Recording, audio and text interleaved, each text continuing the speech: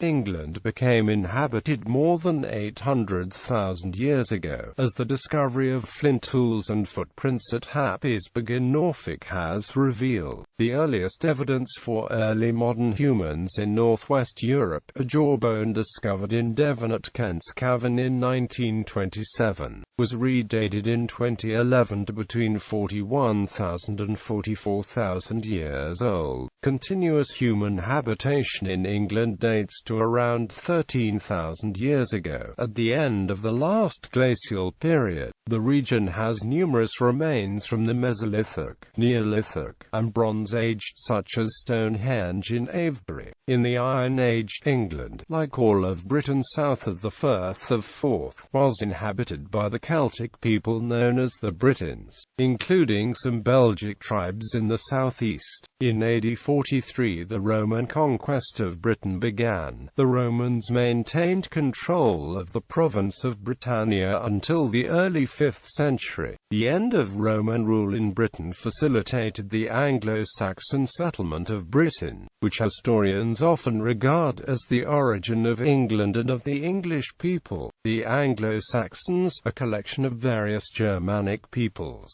established several kingdoms that became the primary powers in present-day England and parts of southern Scotland. They introduced the Old English language, which largely displaced the previous British language. The Anglo-Saxons warred with British successor states in Wales, Cornwall, and the Hainault, as well as with each other. Raids by Vikings became frequent after about AD 800, and the Norsemen settled in large parts of what is now England. During this period, several rulers attempted to unite the various Anglo-Saxon kingdoms, an effort that led to the emergence of the Kingdom of England by the 10th century.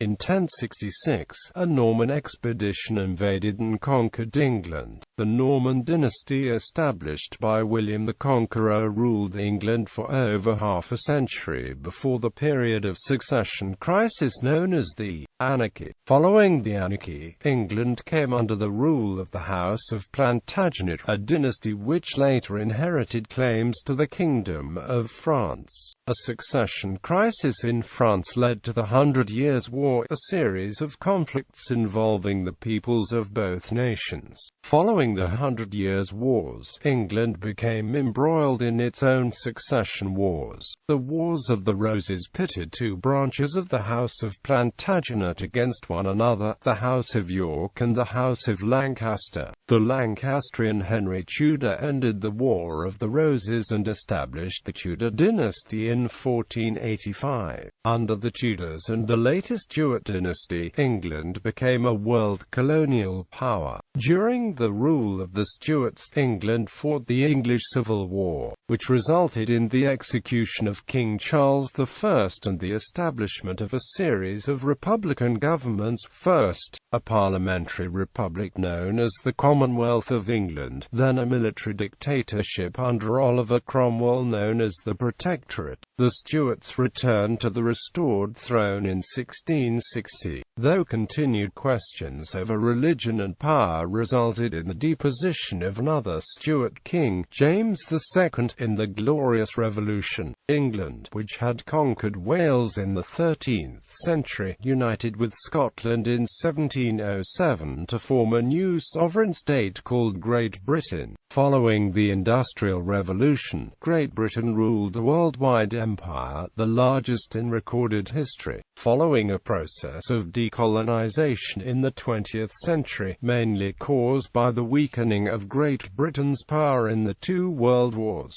almost all of the empire's overseas territories became independent countries. However, as of 2016, its cultural impact remains widespread and deep in many of them. Prehistory. Stone Age, the time from Britain's first inhabitation until the last glacial maximum, is known as the Old Stone Age, or Paleolithic. Archaeological evidence indicates that what was to become England was colonized by humans long before the rest of the British Isles because of its more hospitable climate between and during the various glacial periods of the distant past. This earliest evidence, from Happisburgh in Norfolk, includes the oldest human footprints found outside Africa and points to dates of more than 800,000 BP. These earliest inhabitants were hunter-gatherers, who survived by hunting game and gathering edible plants. Low sea levels meant that Britain was still attached to the continent for much of this earliest period of history, and varying temperatures over tens of thousands of years meant that it was not always inhabited. The last ice age ended around 10,000 BC, and England has been inhabited ever since.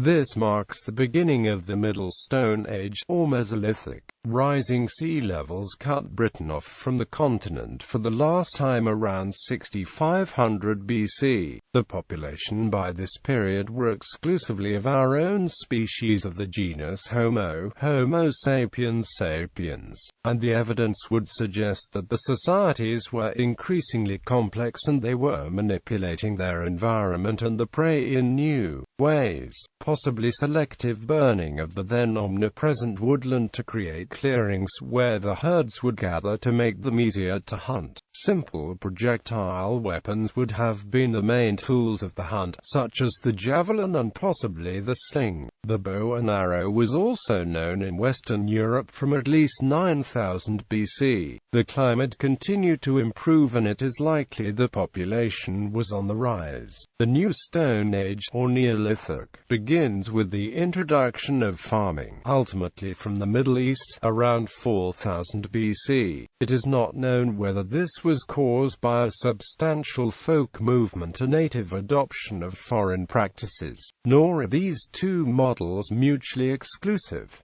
People began to cultivate crops and rear animals, and overall lead a more settled lifestyle. Monumental collective tombs were built to house the dead in the form of chambered cairns and long barrows, and towards the end of the period other kinds of monumental stone alignments begin to appear, such as Stonehenge, their cosmic alignments betraying a preoccupation with the sky and planets. Flint technology also developed, producing a number of highly artistic pieces as well as purely pragmatic. More extensive woodland clearance took place to make way for fields and pastures. The Sweet Track in the Somerset Levels is one of the oldest timber trackways discovered in northern Europe and among the oldest roads in the world. Dated by dendrochronology to the winter of 3807-3806 BC, it too is thought to have been a primarily religious structure. Later prehistory. The Bronze Age begins around 2500 BC with the first appearance of bronze objects in the archaeological record. This coincides with the appearance of the characteristic beaker culture. Again, it is unknown whether this was brought about primarily by folk movement or by cultural assimilation, and again it may be a mixture of both. The Bronze Age sees a shift of emphasis from the communal to the individual and the rise to prominence of increasingly powerful elites,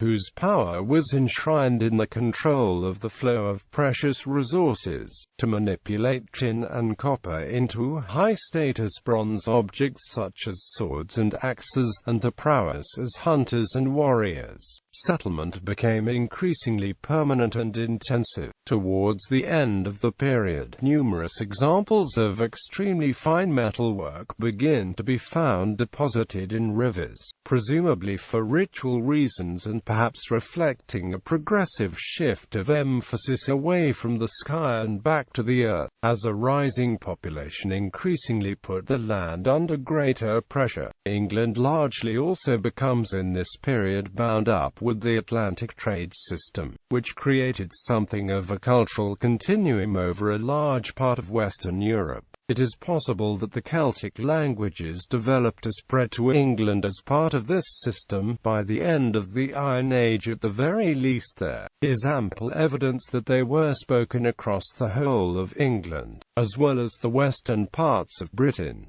The Iron Age is conventionally said to begin around 800 BC. The Atlantic system had by this time effectively collapsed, although England maintained contacts across the Channel with France. As the Hallstatt culture became widespread across the country, the overall picture of continuity suggests this was not accompanied by any substantial movement of population. Crucially, only a single Hallstatt burial is known from Britain, and even here the evidence is inconclusive. On the whole, burials largely disappear across England, the dead being disposed of in a way which is archaeologically invisible. Excarnation is a widely cited possibility. Hill forts were known since the late Bronze Age, but a huge number were constructed in the period 600–400 BC, particularly in the south. After about 400, however, new ones largely ceased to be built and a large number ceased to be regularly inhabited, while a smaller number of others become more and more intensively occupied, suggesting a degree of regional centralization. It is around this time that the earliest mentions of Britain begin to appear in the annals of history. The first historical mention of the region is from the Mesolithic Periplus, a sailing manual for merchants thought to date to the 6th century BC, and Pytheas of Massilia wrote of his exploratory voyage to the island around 325 BC. Both of these texts are now lost, although quoted by later writers. Not enough survives to inform the archaeological interpretation to any significant degree. Contact with the continent was generally at the lower point than in the Bronze Age, although it was not insignificant. Continental goods continued to make their way into England throughout the period, although with a possible hiatus from around 350–150 BC. Numerous armed invasions of hordes of migrating Celts are no longer considered to be realistic, although there are two known invasions. Around 300 BC, it appears that a group from the Gaulish Parisii tribe took over East Yorkshire, establishing the highly distinctive Aras culture, and from around 150–100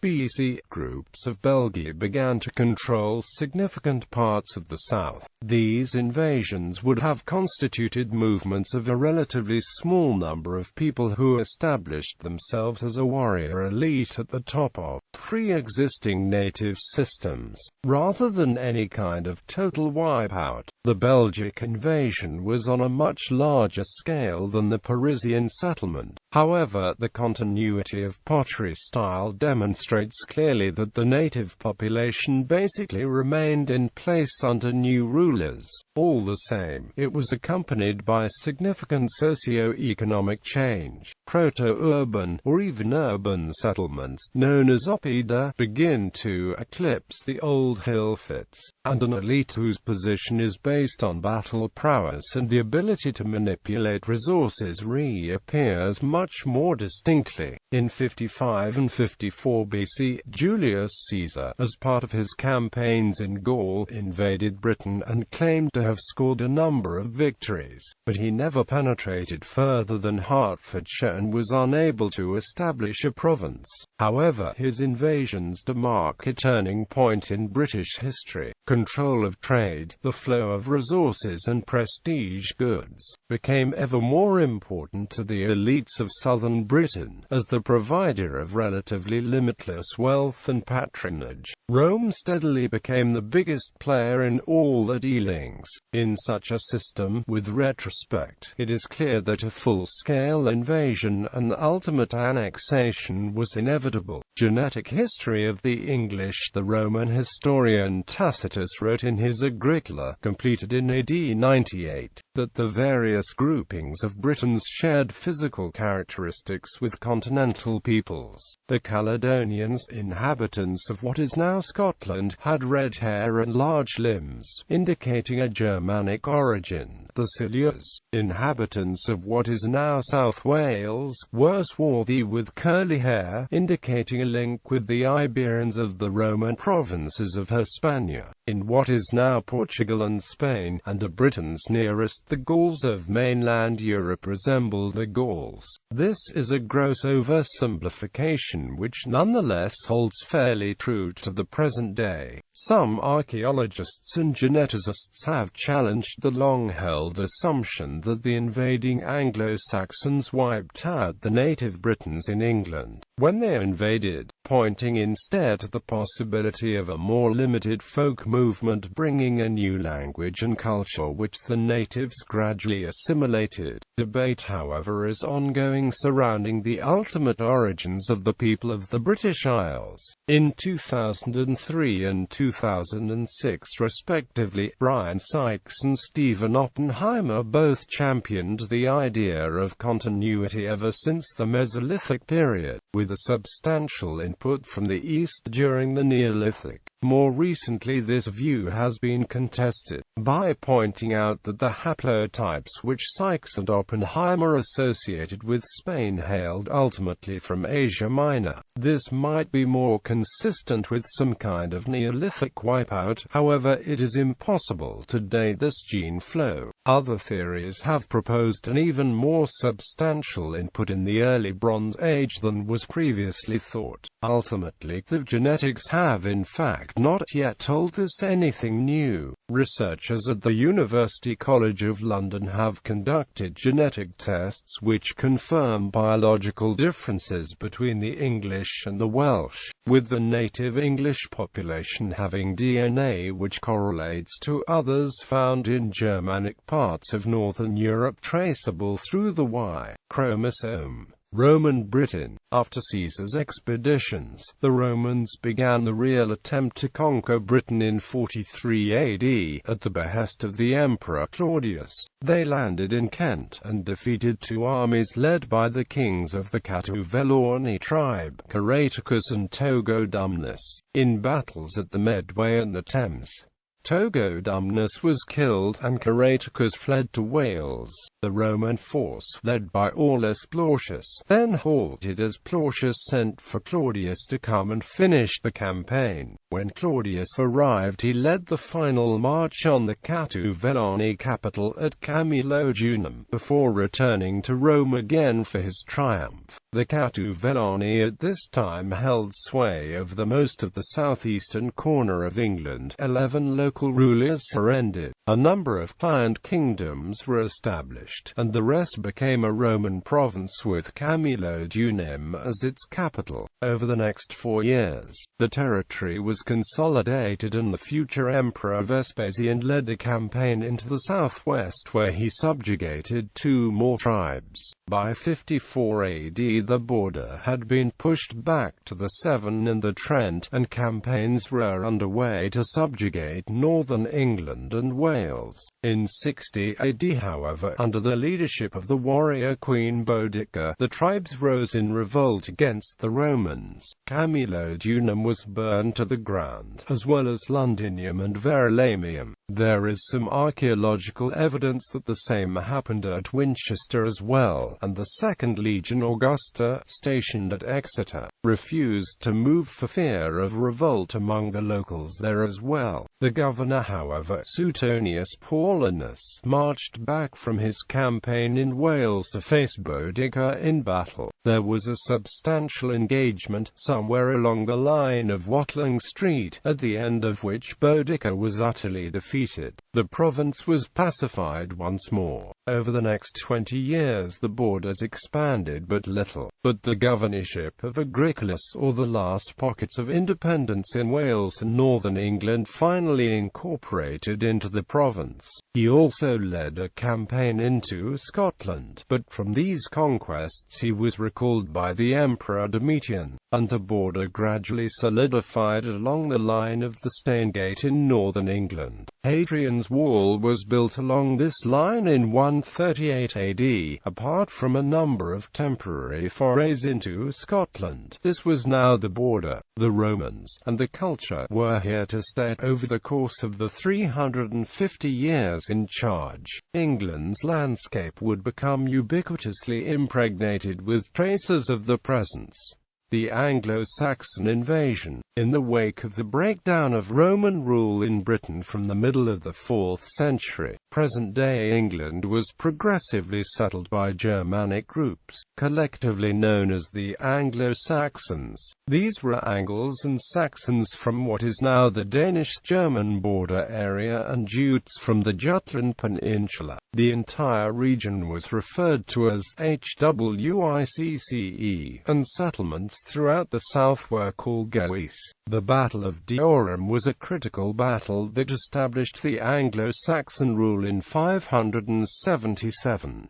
Saxon mercenaries had been present in Britain since before the late Roman period, but the main influx of population is thought to have taken place after the 5th century. The precise nature of these invasions has not been fully determined, with doubts being cast on the legitimacy of historical accounts due to a lack of archaeological finds. Gildas Sapiens de Excidioe Conquestu Britanniae, composed in the 6th century, states that when the Roman army departed the Isle of Britannia in the 4th century CE, the indigenous Britons were invaded by Picts, the neighbours to the north, and the Scots. The Britons then invited the Saxons into the island, hoping to repel the invading armies of the north. To the dismay, the Saxons themselves turned against the Britons after vanquishing the Scots and Picts. 7 kingdoms are traditionally identified as being established by these Saxon migrants. 3 were clustered in the southeast: Sussex, Kent and Essex. The Midlands were dominated by the kingdoms of Mercia and East Anglia. The monarchs of Mercia's lineage was determined to reach as far back as the early 500s. To the north was Northumbria, which unified 2 earlier kingdoms, Bernicia and Area. The development of these kingdoms led to the eventual domination by Northumbria and Mercia in the 7th century, Mercia in the 8th century, and then Wessex in the 9th century. Northumbria extended its control north into Scotland and west into Wales. It also subdued Mercia, whose first powerful king, Penda, was killed by Oswy in 655. Northumbria's power began to wane after 685 with the defeat and death of its king Egfrith at the hands of the Picts. Mercian power reached its peak under the rule of Offa, who from 785 had influence over most of Anglo-Saxon England. From Offa's death in 796, the supremacy of Wessex was established under Egbert, who extended his control west into Cornwall before defeating the Mercians at the Battle of Ellendon in 825.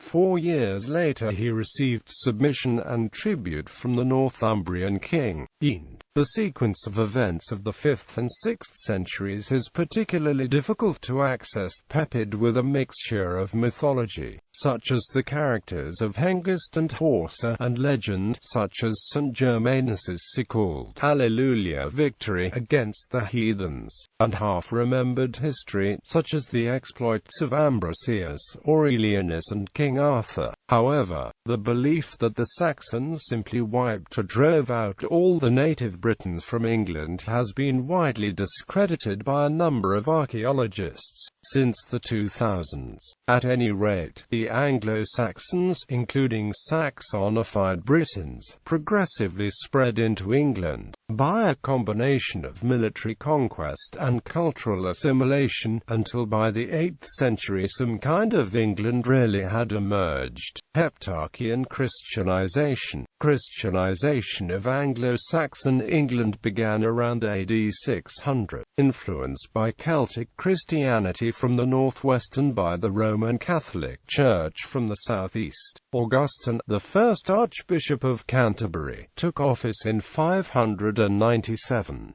In 601, he baptized the first Christian Anglo-Saxon king, Ethelbert of Kent. The last pagan Anglo-Saxon king, Penda of Mercia, died in 655. The last pagan Jutish king, Arwald of the Isle of Wight, was killed in 686.